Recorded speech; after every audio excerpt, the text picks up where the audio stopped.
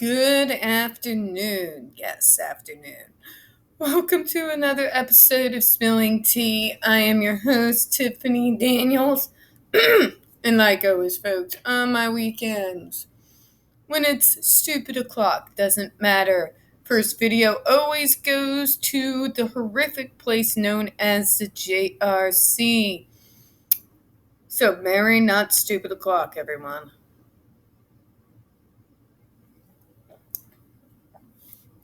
Now, before we go ahead and get started this afternoon, a few disclaimers. First of all, folks, you are going to find the link to this monstrosity of a report, as well as the other pertinent links. Autistic Ahoya's massive archive, the video that goes over all the basic information out there in the media. We have also the template where you sign your name, click on your senator, and we have the ever-present change.org Stop the Shocks petition. Oh, for the love of God. I'm not awake. Yes, I know it's afternoon. It's sad day. Anyways, the change.org Shut the Judge Rotenberg Center Down petition. Now, folks, when we are talking about the JRC, you're going to hear vivid descriptions of, as well as seeing clips of video surveillance footage of people with disabilities being tortured and abused. If you got young children present, please, folks, use your headphones.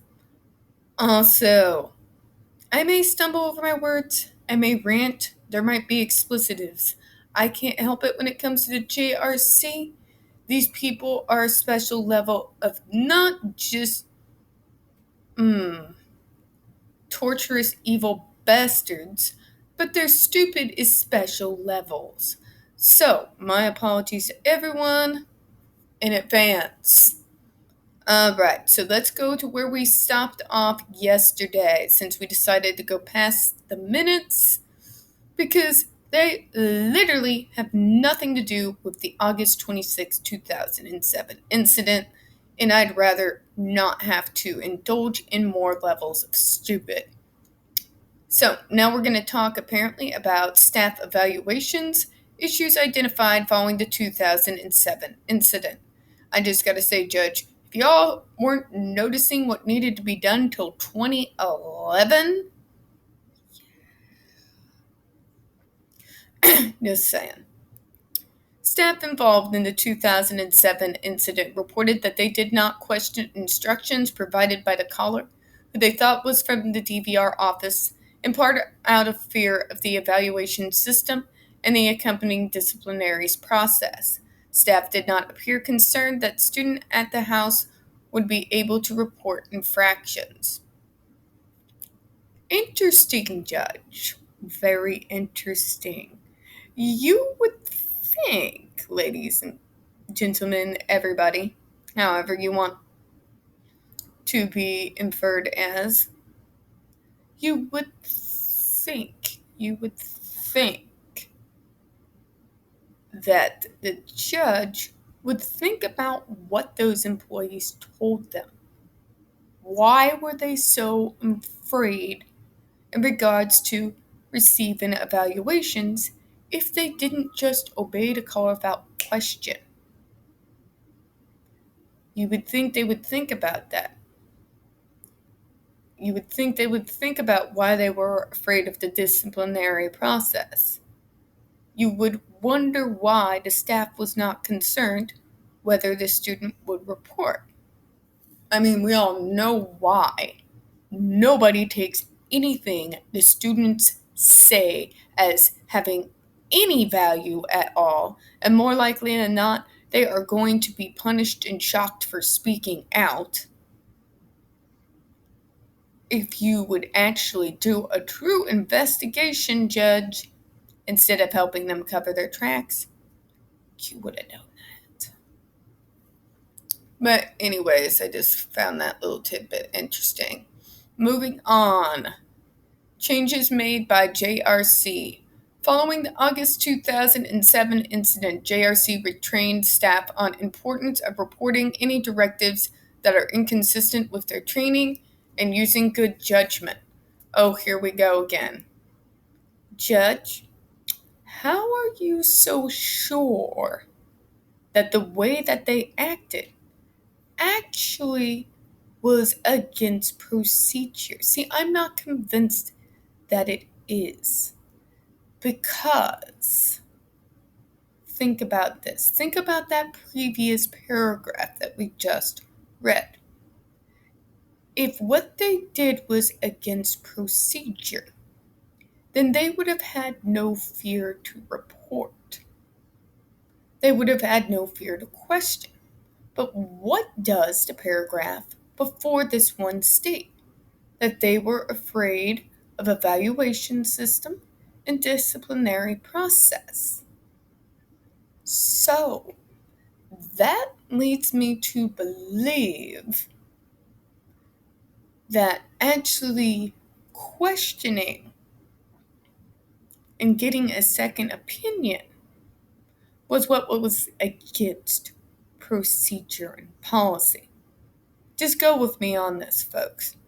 Otherwise, why would have they been so afraid to reach out to a supervisor, to the board, to whoever they had to confirm the orders? I'm just saying. I think, no, these guys are trained to never question DVR. And that when they do, that's when the disciplinary things happen. But that's just logic and common sense.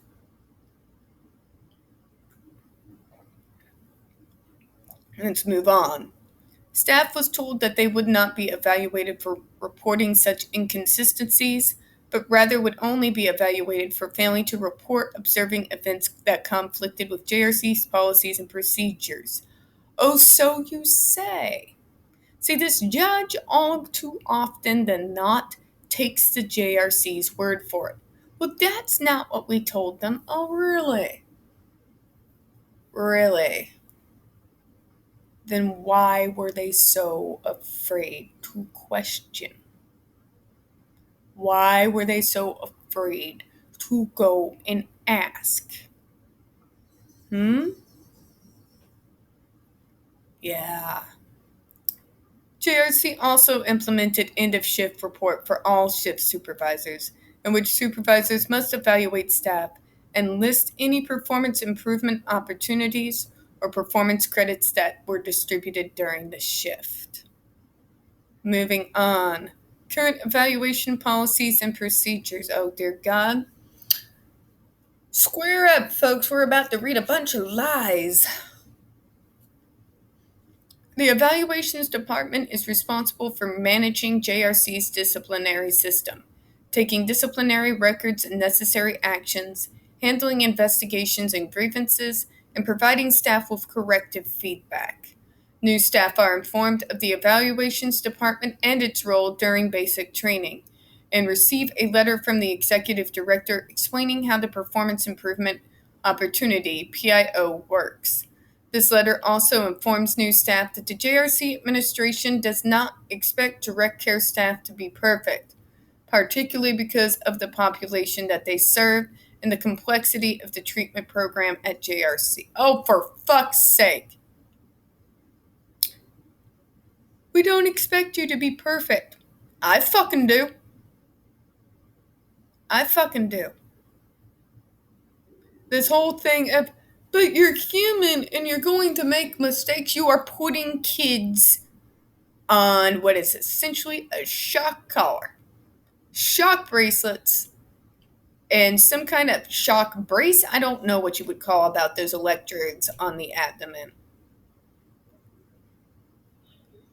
When you are providing treatment, perfection is exactly what needs to be strived for. Exactly. Now, do we think you're actually going to reach the mark? Nobody's perfect, folks. But especially if you are in the healthcare system. Perfection is what you should be striving for. Alright? Just saying. Okay, moving on. And oh my god, the complexity of treatment. Don't make me laugh, JRC. You mean the complexity of torture. But moving on. Staff are evaluated at the end of each shift by the shift supervisor in the end of shift report. Each non-supervisor staff member also has the opportunity to complete an end-of-shift form and the rate of performance of each staff he and she is worked with for that shift. Bleh. Bleh. Supervisors reported that the staff is generally receptive to receiving feedback and redirection. Typically, supervisors will provide immediate feedback when they see staff doing something incorrectly. What are they doing incorrectly?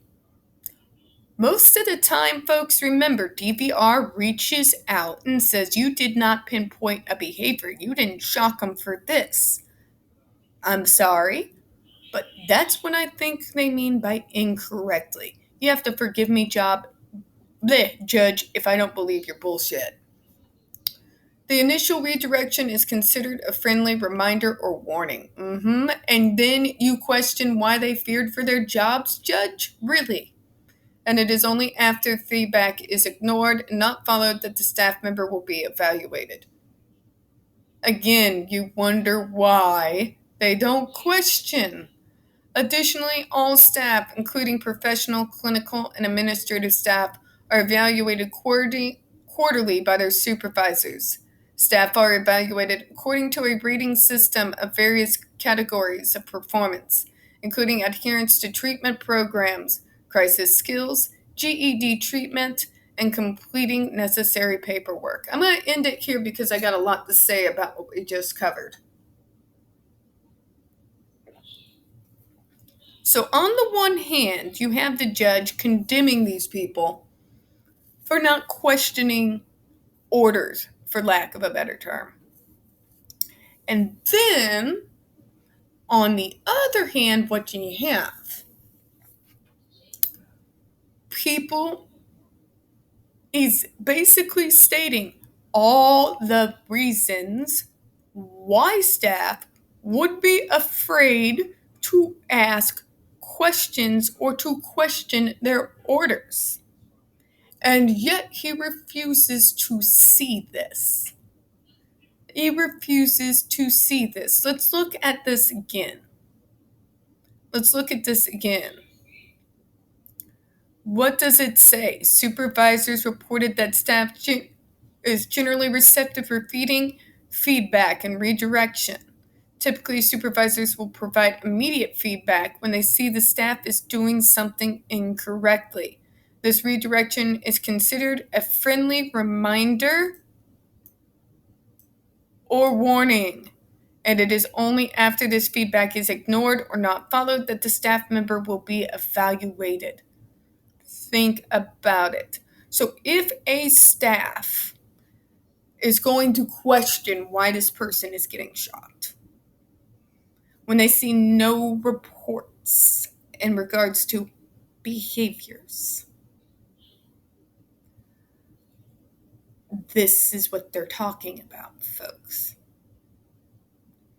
Think about it. If the directives are ignored to pinpoint a behavior, if a staff member questions a pinpoint, what happens? Exactly what those staff members with the 2007 incident says, what they were afraid of. The evaluation for supposedly not acting on the warning to do the thing. So pretty much what this tells me is that this entire report is absolutely pointless. Absolutely pointless entirely because the JRC did not change anything. Anything at all. In fact, what this tells me is that they doubled down after the 2007 incident. And on those thoughts and my thoughts on Judge Bernstein, let's go over this. How the judge could write this report with a straight face is beyond me. Because the very thing he said the staff was afraid of, all this crap he's writing, is the same shit they were doing before and the same shit that they're going to continue to do. Which means, Judge, they didn't actually change anything at all except tighten things even harder to make it that much more difficult for the students there to be able to get the necessary outside help in order to get the hell out of there. And on those thoughts, folks, we're going to go ahead and close out for this afternoon. Now, we don't get very many views on this channel. The few that we do tend to get removed from time to time. So, folks, please don't forget to hit that like button, hit subscribe, don't forget to hit the comments. Feed that algorithm. I do appreciate your time this afternoon, and as always, we here at Spilling Tea hope you have a good one. Bye-bye.